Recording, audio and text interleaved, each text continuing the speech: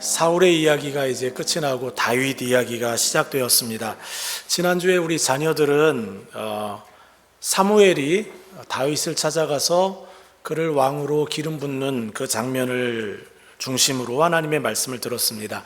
지난주에 우리 자녀들이 배운 하나님의 말씀의 핵심 구절은 사무엘상 16장 7절인데 이렇게 적혀 있어요. 여호와께서 사무엘에게 이르시되 그의 용모와 키를 보지 말라. 내가 이미 그를 버렸노라. 내가 보는 것은 사람과 같지 아니하니 사람은 외모를 보거니와 나 여호와는 중심을 보느니라. 사무엘이 이새의 아들들 중에 하나님이 선택한 사람이 있다는 이야기를 듣고 찾아갔을 때 아들들 보니까 훤칠하게 잘생긴 아들들이 있었습니다. 그 중에 한 아들을 골라 능력도 있고 외모도 잘생겼고 지략도 있어 보여서 기름을 부으려고 하는데 하나님이 하신 말씀입니다. 사람은 외모를 보지만 하나님은 중심을 보신다. 예, 그렇습니다. 하나님은 우리의 외모에는 그렇게 관심이 별로 없습니다. 우리는 괜찮은 사람처럼 보이려고 스스로 치장하고 애쓰지만 하나님의 관심은 우리의 마음에 있습니다. 우리의 중심에 있는 거죠. 신앙생활은 우리의 외모나 사람의 평판을 가꾸는 것이 아닙니다. 하나님 앞에서 나의 마음을 가꾸는 것이 신앙생활입니다. 다윗은 하나님을 참 사랑하는 사람이었어요. 그가 남긴 시편들을 보세요.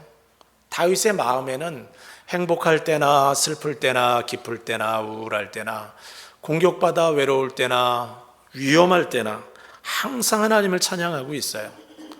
모든 순간에 하나님을 찾고 있어요.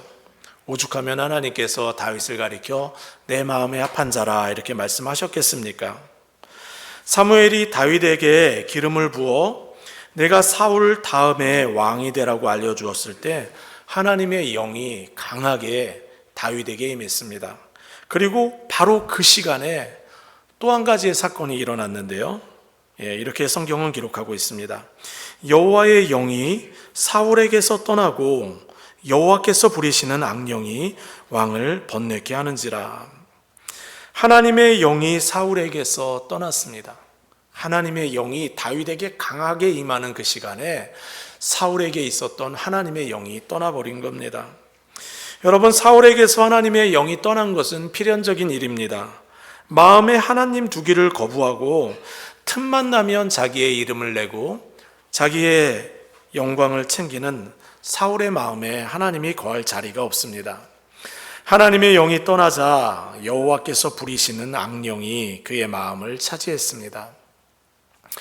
저 표현이 참 그렇습니다. 여호와께서 부리시는 악령, 조금 생소하게 들립니다. 하나님께서 악한 일을 꾸미고 지시하고 행하는 분인가 이런 생각을 할 수가 있겠죠? 하지만 그런 뜻이 아닙니다. 악한 영이라고 해도 자기의 마음대로 다 행동할 수 없고 하나님의 주권 안에 있다, 하나님의 통치 아래에 있다라는 것을 저렇게 표현하고 있는 겁니다. 사단이 마음대로 할 수 없다는 거예요. 그가 악을 행할 때에도 하나님의 통제 아래에 있다는 말씀입니다. 동방의 의로운 사람 아브라함 때 인물 기억, 욥을 기억하십니까? 하나님이 욥을 사람들 앞에 사탄에게 자랑했어요. 이렇게 의로운 사람이 어디 있냐? 내 마음에 합한 사람이다라고 이야기하셨어요. 그때 마귀가 사탄이 삐딱하게 한마디 하지 않습니까? 하나님, 어떻게 욥이 그냥 까닭없이 당신에게 자랑했습니까? 당신이 욥에게 얼마나 많은 복을 주셨나요? 아들, 자녀들 많이 주셨고 재산도 많이 주셨고 복이란 복은 그 사람에게 다 주셨으니 그가 당신에게 잘하는 것 아닙니까? 그 복을 다 제거해 보십시오. 그러고도 그 욥이 하나님을 잘 섬기는지 한번 테스트해 보십시오. 그때 하나님이 마귀에게 이야기합니다. 내가 테스트해도 된다. 그런데 생명만큼은 손대지 마라. 마귀가 행하는 모든 일들도 하나님의 다스림 안에 분명히 있다라는 것을 우리 성경은 우리에게 알려줍니다. 마귀는 하는 일이 있습니다. 틈만 나면 믿는 사람들을 괴롭게 합니다. 우는 사자와 같이 삼킬 자를 찾습니다. 그래도 우리가 염려하지 않아도 되는 것이 있어요. 이유가 있어요. 하나님이 다스리고 계시기 때문입니다. 하나님의 그 크신 품 안에서 우리는 안전합니다. 악한 악령이 사울에게 행한 행동이 무엇입니까? 오늘 성경을 보면 번뇌케하였다 이렇게 기록하고 있어요. 마음이 분열되게 한 겁니다. 번뇌케하다, 이 단어가 욥기에도 여러 번 나오는데요, 자녀들이 한날에 모두 죽고 그 많던 재산이 한순간에 사라지고 피부병이 생겨서 기와돌을 갖다가 자신의 몸을 푹푹 긁으면서 살아가는 욥의 마음에 번뇌가 있었습니다.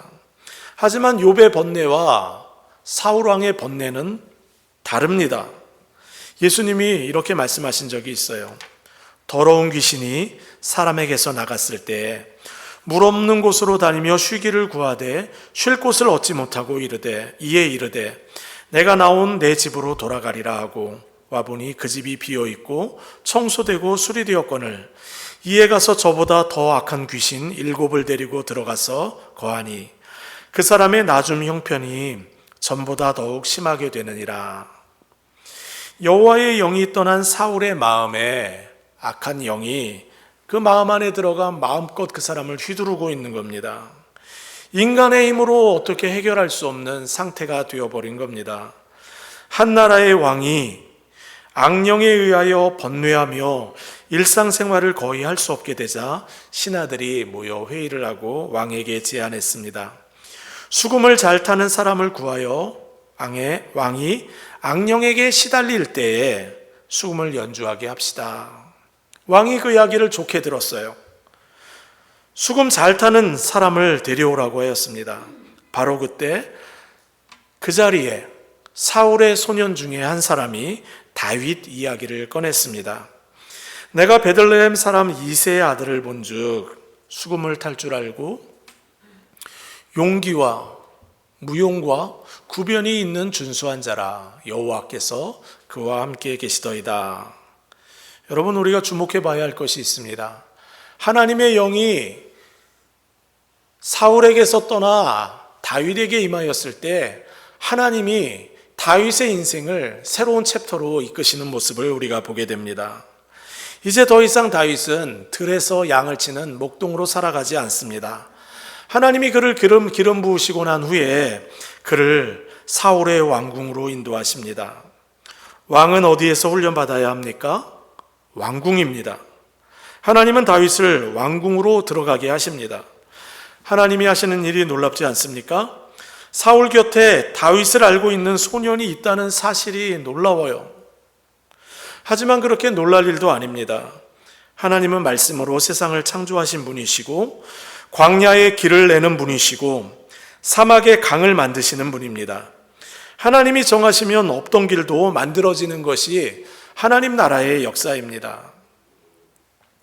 제가 리버티 신학교에서 2년간의 공부를 마치고 하나님께서 미국에서 사역하기를 원한다라는 마음을 제게 주셔서 사역지를 찾고 있었어요. 그러던 중에 워싱턴 중앙장로교회라는 제가 이전에 섬겼던 교회를 알게 되었습니다. 많은 목회자들이 가고 싶어하는 건강한 교회였습니다.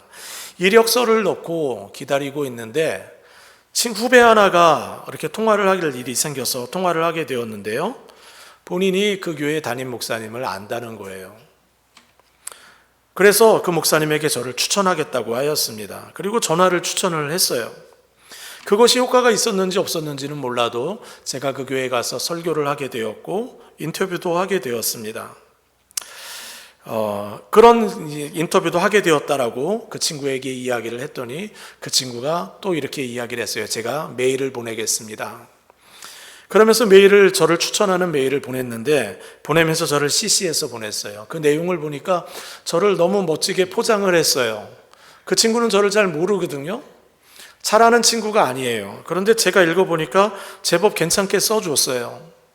지나놓고 생각해도 이해가 되지 않습니다. 제 인생에 제가 그 교회에서 14년을 섬겼는데 그 오랜 시간 동안 섬기게 되는 그 챕터를 여는 일에 있어서 저랑 가깝지 않은 한 친구가 자원하여 인도해 주었다라는 것을 생각하면 이것이 하나님의 은혜가 아닌가 생각을 합니다.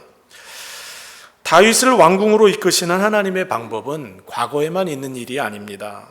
오늘도 우리의 인생 가운데 하나님은 하나님의 일을 사람을 통해서 행하십니다. 사울의 소년들이 다윗을 잘 알고 있을 가능성은 별로 없었다고 봅니다. 이 일을 하나님이 하신 거죠. 하나님이 사울의 소년들에게 다윗을 생각나게 하신 겁니다. 다윗이 했던 일은 그저 광야에서 양들을 치는 일을 하고 살았습니다. 지난해 여름에 극장에서 다윗이라는 영화를 가족이 함께 보았는데, 다윗이 하는 일이 있었어요. 양들을 지키는데 사자가 공격해 오는 겁니다. 어린 암양이 아기를 낳고 있는데 사자가 돌진해 오니까 다윗이 그것을 보지 못하고 온몸으로 뛰어들어 사자를 몸으로 밀쳐냅니다. 그리고 기절합니다. 그렇게 자신의 생명을 걸고 양을 지키는 그것이 다윗이 하던 일이었어요. 다윗이 하던 일은 그렇게 평범한 일상을 살았는데, 그런 다윗을 하나님은 늘 살펴보시며 기뻐하셨고 때가 되었을 때에 그를 왕궁으로 인도하셨습니다. 우리 교회가 속한 교단 KAPC는 하나님의 주권을 강조하는 교단입니다. 하나님이 뜻을 정하시면 반드시 이루어진다고 믿는 교단이에요. 어떤 교단은 우리가 예수를 믿는 것은 우리의 선택이었다라고 이야기를 하죠. 그런데 우리 교단은 에베소서에 하나님께서 한 사람을 구원으로 인도할 때에는 창세전에 그를 선택하였고 예정하였다, 이렇게 기록되어 있습니다. 그리고 우리를 부르실 때는 우리가 저항할 수 없는 하나님의 은혜로 우리를 이끄셨다는 거예요. 불가항력적인 은혜로 우리를 이끄셔서 우리가 하나님의 자녀가 되었다고 이야기합니다.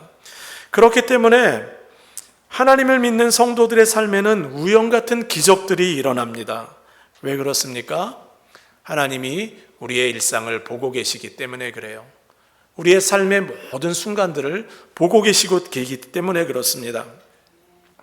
하나님은 하나님의 때에 하나님의 방법으로 성도들의 길을 인도하십니다.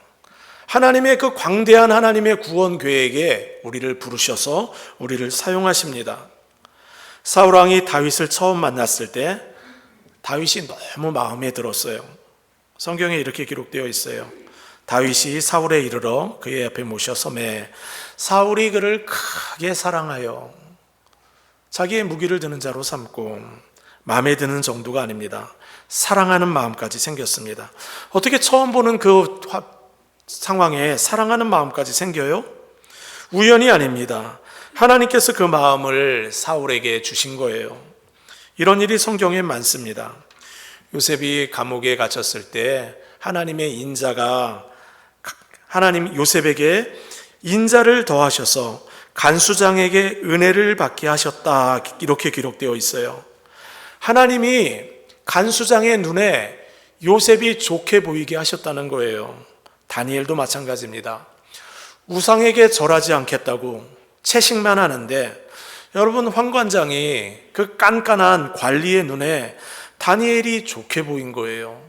어떻게 이런 일이 일어날 수가 있습니까? 하나님이 하는 일입니다. 에스더도 마찬가지입니다. 에스더를 보는 모든 자가 그를 사랑했다고 성경은 기록하고 있습니다. 어떻게 모든 사람이 한 사람을 보며 다 아름답다고 이야기할 수가 있겠습니까? 하나님은 자신의 마음에 합한 다윗을 왕으로 정하시고 그를 왕궁으로 인도하시며 사울의 마음에 쏙 들게 하시고 왕 가까이 섬기며 살게 하셨습니다. 왕 가까이에서 왕의 역할을 배우게 하셨습니다. 양을 치는 목자가 아니라 이스라엘 백성을 목양하려면 어떤 일을 해야 하는지 배우게 하셨습니다. 그런데 여러분, 목자로 목동의 들에서 살아가는 삶이나 왕궁에서 왕으로 살아가는 삶이나, 여러분, 동일한 것 한 가지가 있어요. 그것은 무엇이냐면 하나님의 음성을 들으며 하나님께 순종하며 최선을 다하여 살아가는 겁니다. 지난주에 제가 설교했죠. 믿음은 기다리는 것이고 듣는 것이다 이야기했어요. 여러분, 왕이 되어도 해야 하는 일은 똑같아요. 기다리고 들어야 합니다.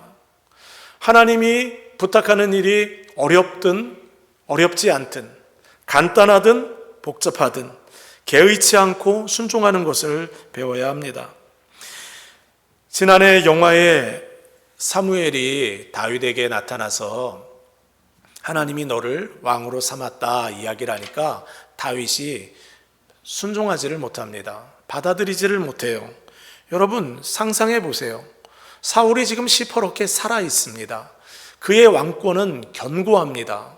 그런데 그의 왕의 다음 왕권을 그의 아들 요나단이 받지 않고 내가 받겠다라고 사무엘이 이야기했을 때 여러분 그것이 어떻게 쉽게 이루어질 일이겠어요? 여러분 고난이 훤하게 벌써 보이지 않습니까? 하나님의 인도하심에 순종하여 따라 나서는 것은 결코 간단하지도 않고 쉬운 일도 아닙니다. 실제로 다윗은 하나님의 인도하심을 따라 살아가면서 많은 고난과 고통의 인생을 살아야 했습니다. 여러분 자그마치 15년을 그렇게 살아야 했습니다. 사울왕이 그를 죽이겠다고 추격할 때에 쫓겨다니며 생사의 고비를 넘겨야 했습니다. 그 오랜 세월 동안 다윗은 권력자가 아니라 백성의 아픔을 진심으로 보듬어 줄 줄 아는 성군으로 빚어져가는 시간이 되었습니다.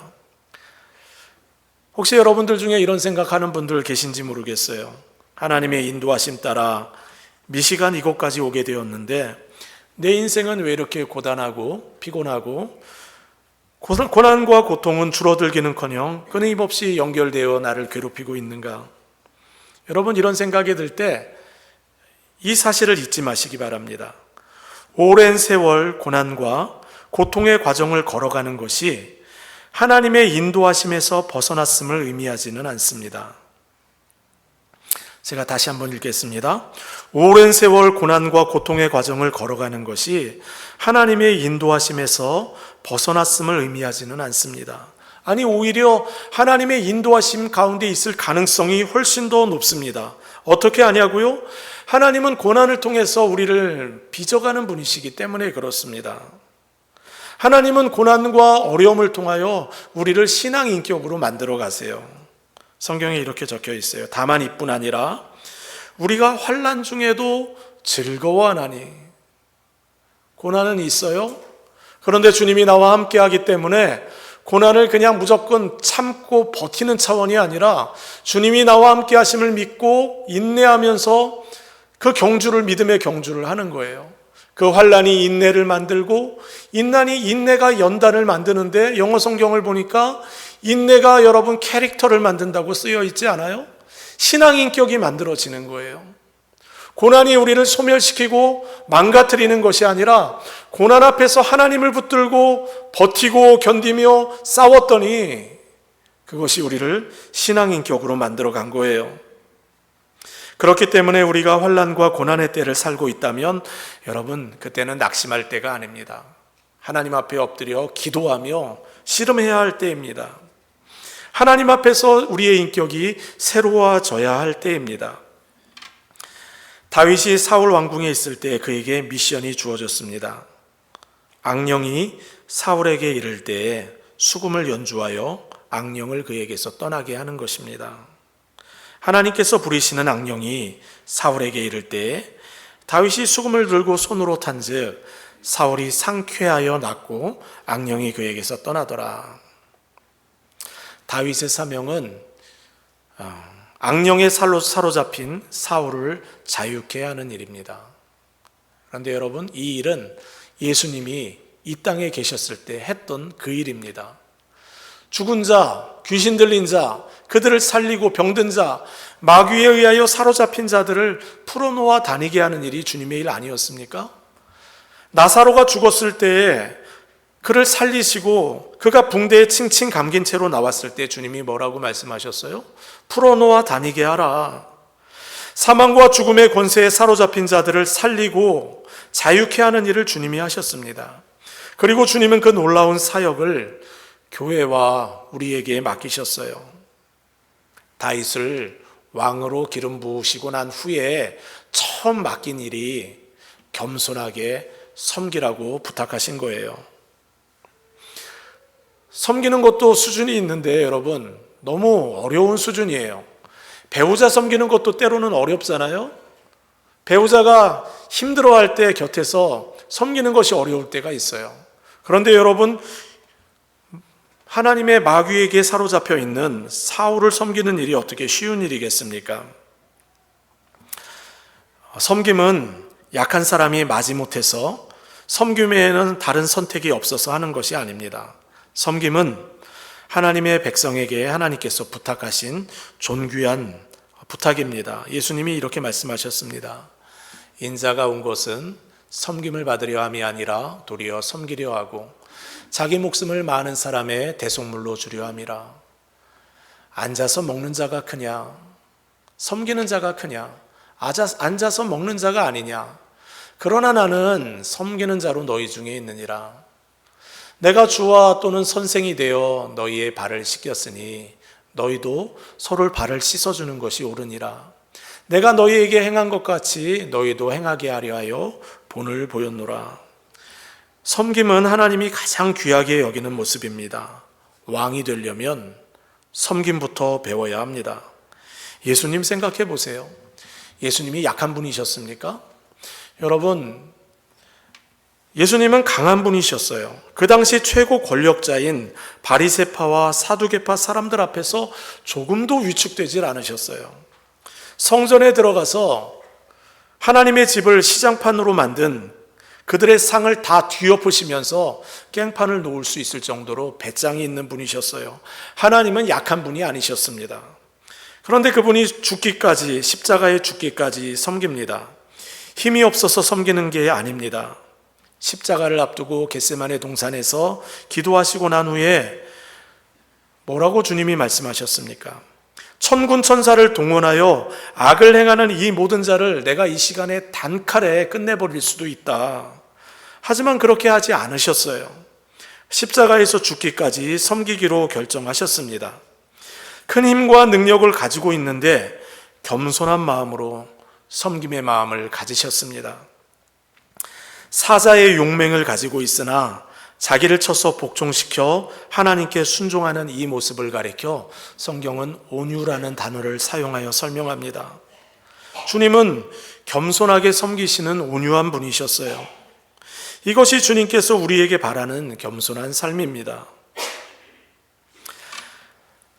미국의 닉슨 대통령의 특별 보좌관이었던 찰스 콜스는 미국의 의회 역사상 가장 감동이 되었던 연설을 마더 테레사 수녀가 했던 연설로 뽑습니다. 키 150cm도 되지 않는 아주 연약해 보이는 여인이 세상의 모든 권력을 쥐고 있는 사람들 앞에서 연설을 하고 마지막으로 이렇게 마지막 문장을 남겼습니다. 섬길 줄 아는 사람만이 다스릴 자격이 있습니다. 섬길 줄 아는 사람만이 다스릴 자격이 있습니다. 왜 하나님은 우리에게 겸손하게 섬기며 살라고 하십니까? 겸손하게 서로 섬기며 사는 것이 하나님이 처음 사람을 만드시고 디자인한 사람의 모습이기 때문에 그래요. 하나님은 서로가 서로를 사랑하며 섬기면 세상이 천국이 될 것을 알고 계셨어요. 그래서 처음 사람을 만드실 때 서로 섬기며 서로 사랑하며 살기를 원하셨던 거예요. 그런데 죄와 죽음의 권세에 휘둘리는 사람들은 겸손 대신 교만을 선택합니다. 섬김 대신 다스리는 것을 선택합니다. 부부가 싸우는 것도 교만하기 때문이고 군림하고 싶어서 싸웁니다. 자신이 좀 더 편하자고 싸웁니다. 자식을 양육하면서 잘난 것은 나 닮아서 그렇고 못난 것은 너 닮아서 그렇다. 여러분, 이거 싸우자는 거죠, 그죠? 둘 중 한 사람이라도 내가 섬겨야겠다라는 마음을 처음부터 갖고 있다면 여러분, 싸움은 일어나지 않아요. 끝까지 참다가 욱해버리니까 마음이 섬기려는 마음이 아니라 하나 주고 하나 받으려고 하니까 여러분, 교만한 마음으로 다스리려는 마음으로 살아가니까 불편한 거예요. 어른들만 그렇습니까? 아이들도 그렇습니다. 말도 못하는 아이들이 부모를 통제하려고 합니다. 밤새 울어제킵니다. 잠자리가 불편하다는 거예요. 끝까지 울면서 말도 못하는 아이가 자기가 원하는 것 다 합니다. 먹고 싶다, 놀고 싶다, 나를 흔들어 달라, 울음으로 다 통제합니다. 하지만 하나님의 사람들은 섬김의 길을 선택합니다. 악령에 시달리는 사울을 위하여 수금을 연주하여 그의 번민하는 마음, 분열된 마음을 평안케 하는 일을 합니다. 여러분, 섬김이 뭡니까? 섬김은 자유케 하는 것입니다. 섬김은 성장케 하는 것입니다. 다윗의 연주가 사울의 영혼에 참된 평안을 준 것처럼 섬김의 본질은 평안케 하는 것입니다. 우리는 어떻게 평안을 누립니까? 걱정과 근심과 분노에 사로잡혀 마음이 자유하지 않을 때가 많은데 어떻게 우리가 평안을 누립니까? 존 멜가도 목사님 책에 이런 내용을 남겼어요. 매일 불평, 원망, 근심, 걱정, 분노하는 사람이 있는데 그 사람이 상담을 하러 온 거예요. 마음이 평안하지 않습니다. 어떻게 사냐고 물어보니까 자기가 하는 생활의 루틴을 이야기해요. 아침에 일어나면 신문 3개를 봅니다. 대충 보는 게 아니라 탐독한다고 하였습니다. 세상이 어떻게 돌아가는지 정확히 본다고 했어요. 그런데 여러분, 신문이 어떤 겁니까? 판단과 분석과 해석이 있는 것 아니에요. 좋은 이야기들은 별로 없어요. 비판하고 판단하는 이야기가 대부분입니다. 목사님이 처방을 내렸어요. 딱 한 달 동안만 신문 읽지 않기로 저랑 약속합시다. 그리고 한 달 동안 신문 대신에 성경 읽고, 신문 보던 시간에 1시간 정도 성경 읽고 나를 만납시다. 만약에 당신이 성경을 읽지 않았다면 나를 찾아오지 마십시오. 그런데 1시간씩 성경 읽었다면 한 달 후에 우리 한번 만나봅시다. 한 달 후에 그분이 찾아왔어요.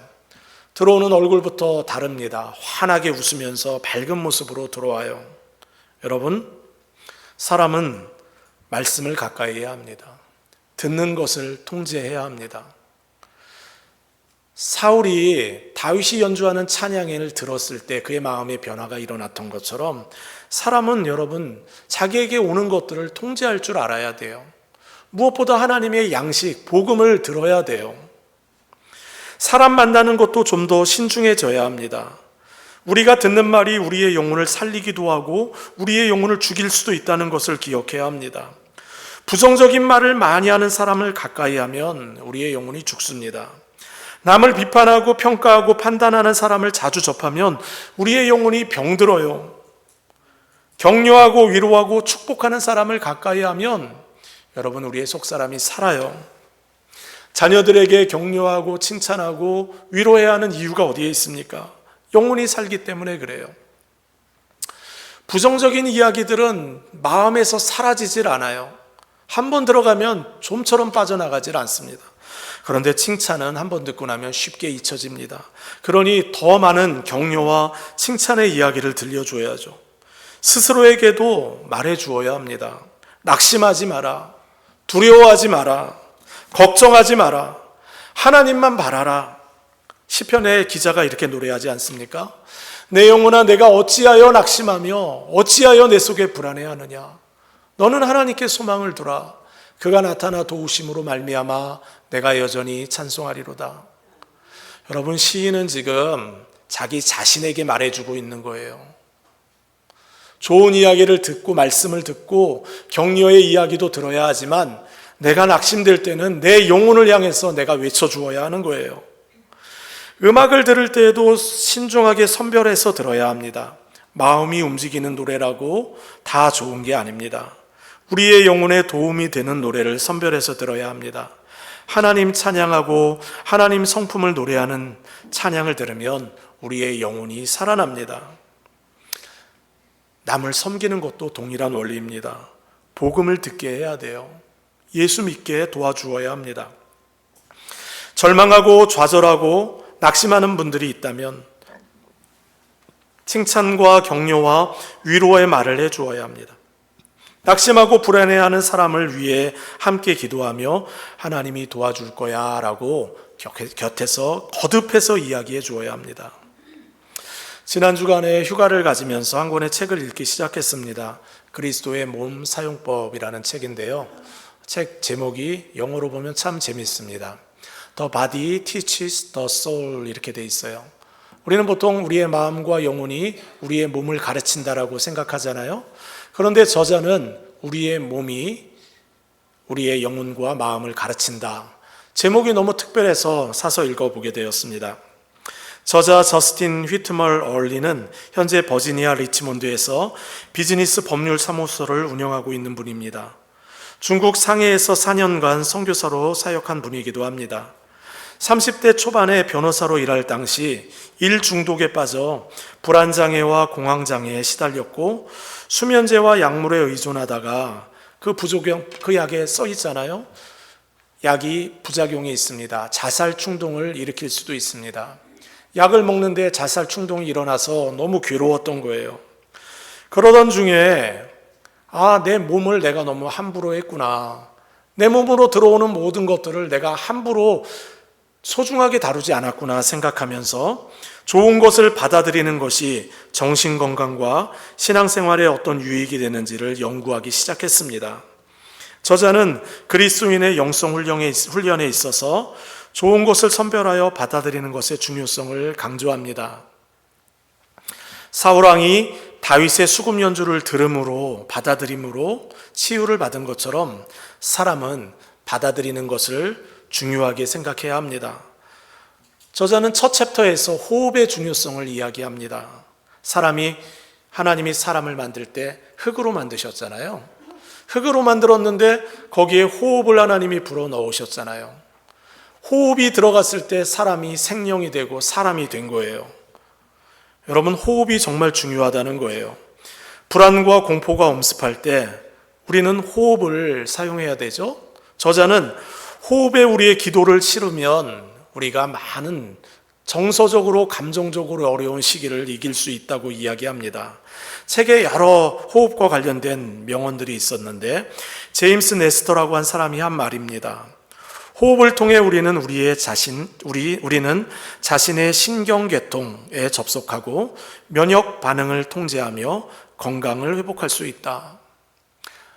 문장의 핵심은 이거예요. 주어와 동사만을 이야기하면 호흡을 통해 건강을 회복할 수 있다. 왜냐하면 우리의 모든 신경계통이 호흡과 연관되어 있고 우리의 면역 반응도 호흡과 연관되어 있기 때문이라는 거예요. 존 오더너휴라는 사람은 호흡은 몸과 영의 교차점이다. 그렇죠? 사람에게서 호흡이 떠나가면 사람은 죽습니다. 이처럼 몸과 영은 호흡으로 연결되어 있어요. 뇌 과학자들은 호흡을 가리켜 뇌의 자기조정 능력이다 이렇게 이야기를 했어요. 사람이 불안해지면 걱정이 되면 너무 어려움을 만나면 어떻게 하죠? 심호흡을 합니다. 왜 그런가요? 우리의 뇌가 신호를 보내는 거예요. 호흡하라고. 사람이 호흡만 제대로 해도 불안과 공포 속에서 이겨낼 수 있는데 호흡을 제대로 사용하지 못하여 자신의 안으로 들어오는 것을 제대로 사용하지 못하여 어려움을 겪는다는 겁니다. 저자는 그리스도인들에게 한 가지 제안을 합니다. 기도의 내용을 호흡에 담아 속으로 받아들이라는 거예요. 여호와는 나의 목자시니 내가 부족함이 없으리로다. 들숨을 마시면서 여호와는 나의 목자시니 내쉬면서 내가 부족함이 없으리로다. 어려운 일이 있을 때 이렇게 해보라는 거예요. 호흡에 기도를 담아 살아가면 하나님이 주시는 놀라운 평안을 누릴 수 있다고 본인이 경험한 이야기들을 나눕니다. 이런 간증은 책을 읽다 보면 여러 번 만나게 되는데 제가 알고 지내는 집사님 한 분이 계십니다. 소아마비로 고생하던 분이셨어요. 미국으로 오셔서 대형 트럭 있지 않습니까? 대륙 횡단하는 그런 트럭을 몰고 평생을 사셨습니다. 여러분, 그 소아마비 몸이 불편하잖아요. 관절도 망가지고 발목도 아프고 정년이 되어 빠르게 은퇴를 하셨습니다. 그런데 여러분, 몸에 암이 찾아왔습니다. 암 수술을 하게 되었어요. 제가 이곳으로 왔는데 연락이 왔어요. 암 수술을 하게 되었노라고. 건강이 악화되어 음식을 소화하지도 못하게 되었습니다. 몸이 점점 더 약해져 가는 거예요. 여러분, 참 기구한 인생 아닙니까? 소아마비로 어렸을 때 따돌림 당하고 곤고한 인생 살았다고 고백합니다. 그런 것이 너무 싫어서 미국으로 왔대요. 미국에서 평생 살다가 이제 살만해졌는데 몸에 암이 찾아온 겁니다. 그 고통스러운 상황 속에 집사님은 믿음으로 한 가지 결단을 합니다. 호흡의 기도를 싣고 살아보겠다. 슬로우 조깅이라고 하는 게 있어요. 자기 호흡에 맞게 몸의 건강과 상관없이 그냥 천천히 뛰는 거예요. 암 환자입니다. 이제 치료받은 지 얼마 되지도 않았어요. 몸도 약해요. 소아마비 환자입니다. 무릎 관절도 다 나갔어요. 온전하지 않아요. 그 연약한 몸을 가지고 뛰기 시작합니다. 그리고 호흡의 기도의 내용을 호흡에 담아 기도합니다. 저에게 카톡으로 문자를 보내셨어요. 이렇게 기도한답니다. 주님, 나는 하나님의 사람입니다. 하나님은 나를 사랑하십니다. 여호와 이레, 나의 하루가 하나님께 영광이 되게 하소서. 이 짧은 기도문을 30분 동안 반복해서 기도한다고 합니다. 이 짧은 기도문을 수천 번, 수만 번 기도했다고 해요. 주님, 나는 하나님의 사람입니다. 하나님은 나를 사랑하십니다. 여호와 이레, 나의 하루가 하나님의 영광이 되게 하소서. 하나님은 그 호흡의 기도를 들으셨어요. 그리고 암에 대한 불안과 걱정과 염려에서 자유케 하셨습니다. 뿐만 아니라 몸의 회복도 허락하셨습니다. 소아마비 환자니까 무릎 관절이 이미 다 망가졌는데 맨날 아파서 고질병이었는데 이렇게 이야기해요. 주변에 근육이 생겼는지 무릎이 예전처럼 아프지 않습니다. 암 수술 이후 음식 소화도 어려웠는데 먹는 것이 너무 힘들어서 슬로우 조깅을 하며 호흡하며 기도했는데 하나님이 은혜를 주셨다고 고백합니다. 여러분, 오늘 말씀을 여러분 한번 곱씹어 생각해 보시기 바랍니다. 자기 자신을 그렇게 섬겨보세요. 안으로 들어오는 것들을 자신을 함부로 대하지 마시고 복음을 들려주세요. 말씀을 읽으세요. 하나님의 말씀이 들어가면 우리의 영혼이 삽니다. 격려하고 칭찬의 말을 들으세요. 해주세요. 자녀들에게 그렇게 해주시고 우리 주변에 힘들어하는 분들에게 그렇게 해주세요. 같이 슬로우 조깅 하자. 같이 달려보세요. 나는 빨리 달릴 수 있으니까 빨리 달리지 마시고 가장 천천히 달리는 사람과 보조를 맞춰 달려보세요. 일본의 천황도, 그 나이 많은 사람도 슬로우 조깅을 한다고 하죠. 천천히 달리는데 우리는 기도의 호흡을 담아서 하는 거예요. 하나님이 나와 함께 하심을 믿으며 호흡하는 거예요. 그렇게 섬기며 살아가시면 하나님이 여러분의 마음속에 쉼을 주시고 우리의 삶에 새로운 바람을 불러일으키실 줄을 믿습니다. 우리 함께 찬양하겠습니다.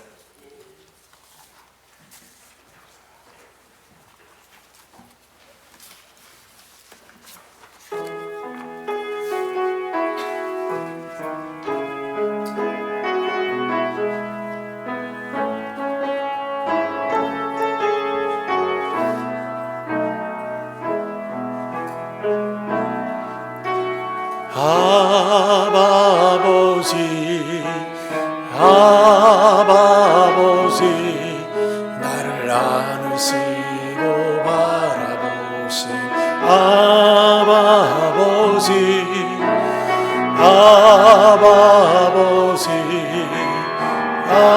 아버지 나를 도우시고 힘주시는 아버지, 주는 내 마음을 고치시고 볼 수 없는 상처 만지시네. 나를 아시고 나를 이해하시네. 내 영혼 새롭게 세우시네. 아버지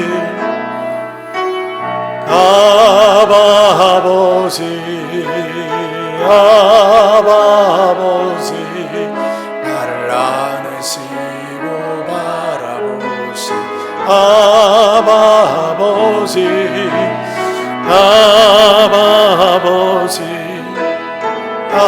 아버지 나를 도우시고 힘주시는 아버지, 주는 내 마음을 고치시고 볼 볼 수 없는 상처 만지시네. 나를 아시고 나를 이해하시네.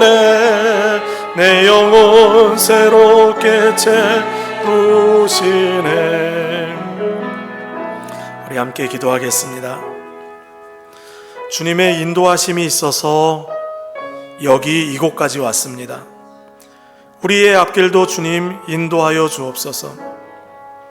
우리의 모든 과정을 주님의 인도하심 따라 인내하며 감당하게 하여 주옵소서. 고난을 참아내는 차원을 넘어 믿음의 경주를 하게 하시고 그 과정을 통해 신앙의 인격이 갖춰지게 하여 주옵소서. 우리의 인생길이 겸손히 섬기는 인생길 되기를 원합니다. 아무 것이나 무분별하게 받아들이는 것이 아니라 우리 안에 들어오는 모든 것들을 선별하고 절제하여 통제하여 받아들이게 하여 주시고 좋은 것들을 받아들이는 인생 되게 하여 주옵소서. 기도의 내용으로 호흡하며 하나님의 주시는 평안을 누리며 살게 하여 주옵소서.